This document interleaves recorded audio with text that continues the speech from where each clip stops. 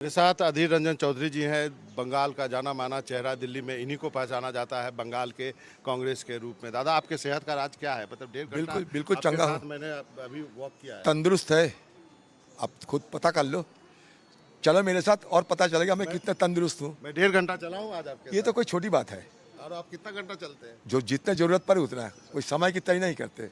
अच्छा दादा, ये बताइए, 20 साल बाद कांग्रेस को एहसास हुआ कि हमको अकेले लड़ना चाहिए? देखिए, ये कांग्रेस पार्टी की फैसला है, क्योंकि हमारे ये महसूस हो रहा है कि एक बार चलो अकेला हमारा दमखम के साथ लड़ते हुए हमारा हालात क्या है इसका जायजा लिया जाए।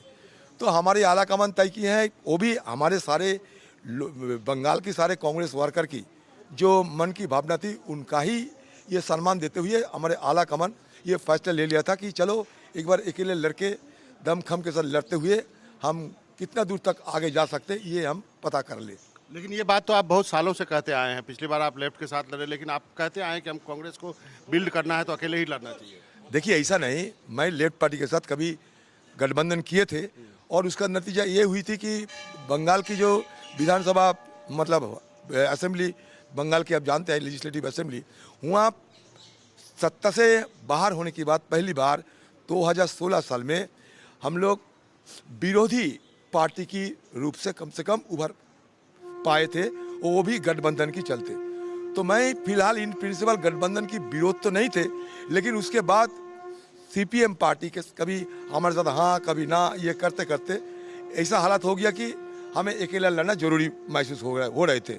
तो इसलिए हम अकेले लड़ना चाहते हैं और मुझे लगता है कि अकेले लड़ने में हमारी अपना ताकत की एहसास होगी और हम आगे निकलने के लिए नया कोई रास्ता ढूंढेंगे। ये भी जानकार कहते हैं कि कांग्रेस अकेले लड़ रही है तो एंटी ममता वोट का डिवीजन होगा और उससे ममता को ही फायदा होगा। ये बेकार बातें करते हैं, क्योंकि एंटी ममता वोट जो है वो स्ट्रैटेजिक रूप से ये दिया जाते हैं। जहां कांग्रेस के उम्मीदवारों की जीत की संभावना ज़्यादा होगी वहाँ एंटी ममता वोट उनकी पाले में आएंगे। ये मेरा अपना सोच है और ये मेरा एहसास भी हो। ये भी कहा जा रहा है कि यदि कांग्रेस ने मुस्लिम वोट ज्यादा काटा तो फिर ममता को नुकसान भी हो सकता है। राहुल देखिए, गांधी भी आ रहे किसका क्या नुकसान होगा नफा होगा ये देखने के लिए हमारा कोई जिम्मेवारी तो नहीं है।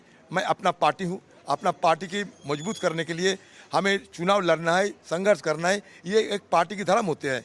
हम तो चाहेंगे कि हमारे पार्टी बंगाल में और ज़्यादा से ज़्यादा मजबूत हो। हम किसी को फिसड्डी होते नहीं हम चाहते हैं, ये हम किसी को बैसाखी बना के हम चलना नहीं चाहते। बस अकेले दम पे लड़ेंगे, इसमें हर्जा क्या है, किसका नाफा किसका नुकसान ये मेरे देखने के मतलब मेरा कोई जिम्मेवारी नहीं होती है। क्या आपको लगता है कि पोलराइजेशन होगा? पिछले बार आप तो लगातार जीतते रहे बहरामपुर लोकसभा में, पिछले बार देखिए, क्या पोलराइजेशन मतलब ध्रुवीकरण की राजनीति ये दोनों पार्टी की शूट करते हैं, जैसे कि मोदी और दीदी को, तो वो तो कोशिश करेंगे ही।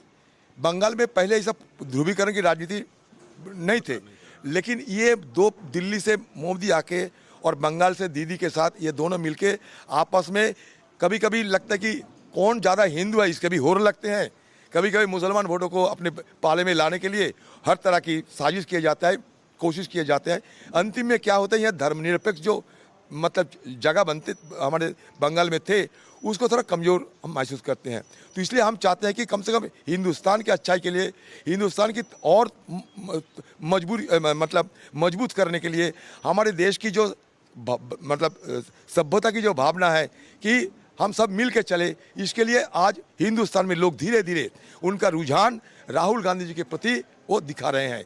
वो रुझान को देखते हुए हमें भी यहाँ एक ही नारा लगाते हैं कि अगर धर्मनिरपेक्ष ताकत को हिंदुस्तान में मजबूत कराना चाहिए तो राहुल गांधी जी को हाथ को मजबूत कराना चाहिए, और राहुल गांधी जी को हाथ को अगर मजबूत करना जरूरी है तो यहाँ भी कांग्रेस को वोट देना चाहिए। बस दादा, आपका जो स्ट्रांग होल्ड माना जाता है मुर्शिदाबाद मालदा, यहाँ पे हुमायूं कबीर भी है, यहाँ पे ओवैसी भी घूम रहे हैं, आप क्या कहेंगे? हुमायूं ये सारा वोट कटुआ है और क्या है, ये सारा वोट कटुआ है। कटेगा कुछ वोट, किसका कटेगा मुझे पता नहीं, क्यों वोट कटुआ है और कुछ नहीं। हुमायूं कबीर का एक स्टिंग ऑपरेशन भी हुआ, हाँ देखा आप लोग, लेकिन हुमायूं कबीर इसके खिलाफ कोर्ट में नहीं गए, मतलब वो चुप्पी साधे रहे। इसके पीछे राज क्या है ये भी आम लोगों को सोच में आ गए हैं। मतलब उनको विश्वसनीयता जो थे वो नहीं है, अभी बचे नहीं है। लोगों को गुमराह करने के लिए उनको कभी तरह तरह की बयानबाजी, तरह तरह के मुद्दा बनाना जरूरी होते हैं उनके लिए, लेकिन आम लोग इसमें बरगलाने की कोशिश करते हुए भी वो आम लोग अभी सोच रहे हैं कि इस चीज़ में, इस लोगों की चुंगल में हमें फंसना नहीं चाहिए। ओवैसी के बारे में क्या कहेंगे? वो तो वोट कटुआ है। अच्छा, ये जाने माने वोट कटुआ है। एक पोस्टर देखा जिसमें लगा था, बंगाली में क्या लिखा था, धर्म कोई भी हो। इसका मतलब ये है कि लोगों को ये कहे जाते हैं कि कोई भी हिंदू हो सकते, कोई भी मुसलमान हो सकते, लेकिन मैं इसको, मुझे दादा कहते हैं सम्मान के साथ, लेकिन मैं सबके लिए बराबर है। तो लोकसभा में क्या हो गया था दादा? लोकसभा में मतलब ध्रुवीकरण के चलते मैं मतलब हार चुके, मैं ये तो सब जानते हैं। मैं ना हिंदू बन पाए सही तरीके से, ना सही तरीके से मुसलमान बन पाए, बीच में आके गिर गए खाई में। एक लास्ट क्वेश्चन दादा, चलो आप जितना भी सीट जीते हो वो नंबर प्रेडिक्ट नहीं करते हैं, लेकिन चुनाव के बाद जब भी जरूरत देखिए, ये पड़ेगा, हाइपोथेटिकल आप तो क्वेश्चन, ममता को support हाइपोथेटिकल क्वेश्चन का कोई जवाब नहीं होते।